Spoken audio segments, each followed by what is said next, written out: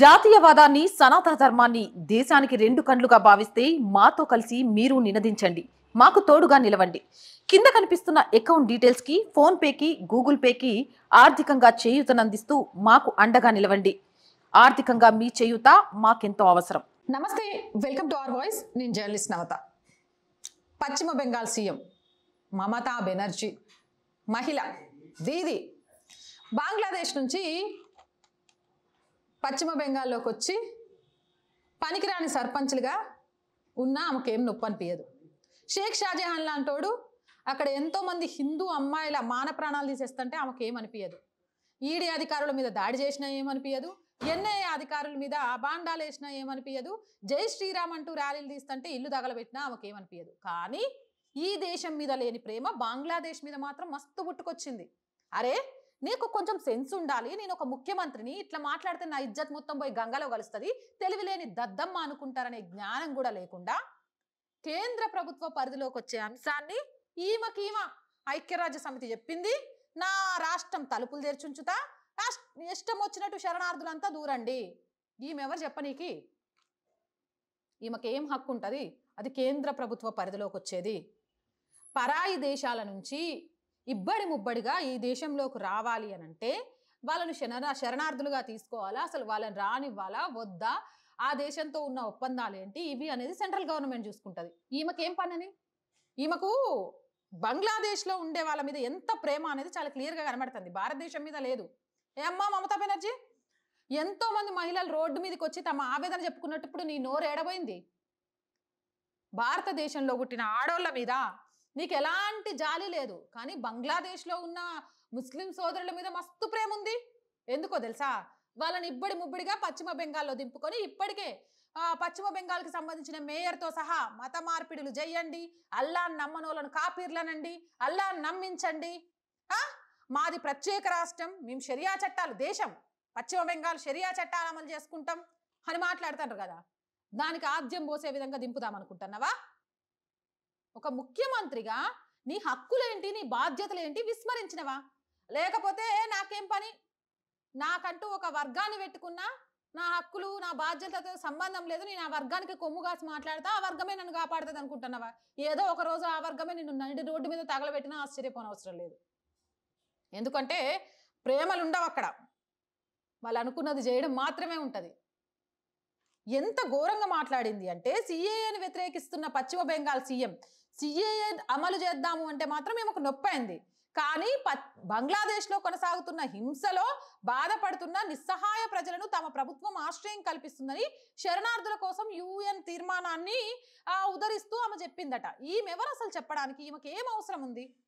ఇది ఎవరు తీసుకోవాల్సిన నిర్ణయం? కేంద్ర ప్రభుత్వం తీసుకోవాల్సిన నిర్ణయం. బంగ్లాదేశ్ మరొక దేశం కాబట్టి నేను దాని గురించి ఏమీ మాట్లాడలేను, భారత ప్రభుత్వం దాని గురించి మాట్లాడుతుంది. జోడీ అసోహై మనుష్ బంగ్లార్ దోర్జా దోక్తాకై అమ్రాత్ అధార్ ఆశ్రయ్ దేబో. కానీ నిస్సహాయ ప్రజల బెంగాల్ తలుపు తడితే మేము వారికి ఆశ్రయం కల్పిస్తాం.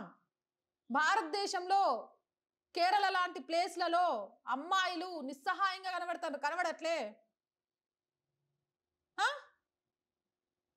ఇదే పాకిస్తాను, ఇదే బంగ్లాదేశు, ఇదే ఆఫ్ఘనిస్తాన్లో హిందువుల మీద ఊచకోతలు జరిగినాయి, అప్పుడు ఈమెకు కనబడలే? అక్కడ దాకెందుకు, అదే పశ్చిమ బెంగాల్లో హిందువుల మీద దారుణాలు జరిగినాయి, ఈమె కంటికి కనబడలే? కళ్ళు మూసుకుపోయినాయా? నోరు పెక్కలేకపోయిందా? చెవిటి వైపు కూర్చున్నాయా? ఇప్పుడు మాత్రం పాపం అక్కడున్న ప్రజల మీద మస్తు ప్రేమ పుట్టుకొచ్చింది. ఓటు బ్యాంక్ రాజకీయం కోసం ఎంతవరకైనా దిగజారుతారా? దిగజారుడుదనానికి ఒక అర్థం లేదా? ఉంటది కదా. సిఏఏ అమలు చేయాలి, భారతదేశంలోకి చొరబడి అక్రమంగా దేశ వనరులను తినడమే కాదు, ఈ దేశానికే ద్రోహం తలబెట్టాలి అని కొంతమంది చూస్తున్నారు. అలాంటి వారికి కట్టడి చెయ్యాలి అని ఒక వైపు నుంచి కేంద్ర ప్రభుత్వం గట్టిగా చెప్తుంటే, అలాంటి దాన్ని వ్యతిరేకించుకుంటూ దేశం గురించి మాట్లాడను, తలుపు తడితే అదేమన్నా నీ ఇల్లా? పశ్చిమ బెంగాల్ నీ ఒక్కదాని రాష్ట్రం కాదు, నువ్వేమనుకుంటే అది చేయడానికి. ప్రజలు ఎన్నుకున్నా కాదు, ప్రజలను భయపెట్టి అక్కడ నువ్వు ముఖ్యమంత్రి అయినవు. అర్థమవుతుందా? ఆ భయపడుతున్న ప్రజలు అమ్మో దీనికి ఓటు వేయకపోతే మమ్మల్ని ఏం చేస్తుందో, లేకపోతే ఒక వర్గం మొత్తం ఈమెకు ఓటేస్తే మేము ఏం చేసినా చెల్లుబాటు అయింది అనే ఒక అహంకారానికి, ఒక అమాయకత్వానికి మధ్య కలిసి నువ్వు ముఖ్యమంత్రి అయినావు. అంతేగాని పశ్చిమ బెంగాల్ని మమతా బెనర్జీకి రాసి ఇవ్వలేదు. ఇలాంటి మాటలన్నీ మాట్లాడుతుంటే చూస్తూ ఊరుకోవడానికి. జస్ట్ అక్కడున్న హిందువులు వేకప్ అవ్వాలి. ఏమవుతుంది ఇలాంటి ఆమెను వ్యతిరేకిస్తే? ఏం కాదు. పోరాడితే పోయేదేముంది, బానిస సంఖ్యలు తప్ప అని ఇలాంటి ఒక రాక్షస పాలన నుంచి విముక్తి కలుగుతుంది అంతే. ఈమెకు ఇప్పటికైనా అర్థం చేసుకోండి దేశం మీద ఎంత ప్రేమ ఉంది, బంగ్లాదేశ్ మీద ఎంత ప్రేమ ఉందని. మొన్నటికి మొన్న దొంగ బంగారం వ్యాపారం విషయంలో జరిగిన రైడ్స్ లో బంగ్లాదేశ్ నుంచి పశ్చిమ బెంగాల్కి సొరంగ మార్గం బయటపడ్డది. దేనికోసం పడ్డది? బంగ్లాదేశ్ నుంచి పశ్చిమ బెంగాల్లోకి దొంగ గోల్డ్ రవాణా అవుతుందా, లేకపోతే ఇంకెవరినైనా రవాణా చేసి పశ్చిమ బెంగాల్లో దింపి పశ్చిమ బెంగాల్ని కూడా అఖండ భారత్ నుంచి బంగ్లాదేశ్ని విభజించినట్టే విభజించడానికి కుట్రలు జరుగుతున్నాయా? తెలుసుకోలేని అమాయకులు కాదు. అది బంగారం కేసు అని దాన్ని పక్కదోవ పట్టించినంత మాత్రాన అక్కడ ఏం చేయడం కోసం సొరంగ మార్గం తీసుకొచ్చారు అని ప్రజలు అర్థం చేసుకోలేని స్థితిలో ఈరోజు లేరు. ఖచ్చితంగా దానికి సంబంధించిన వాస్తవాన్ని కూడా మనం ఆర్ వాయిస్ మీ ముందుంచే ప్రయత్నం చేస్తుంది. ఏదేమైనా కానీ భారతదేశమే ముఖ్యం. ఈ దేశంలో ఉన్న పౌరులందరూ కూడా భిన్నత్వంలో ఏకత్వంగా కలిసిమెలిసి భారతదేశాన్ని కాపాడుకోగలిగేటట్టే ఉండాలి.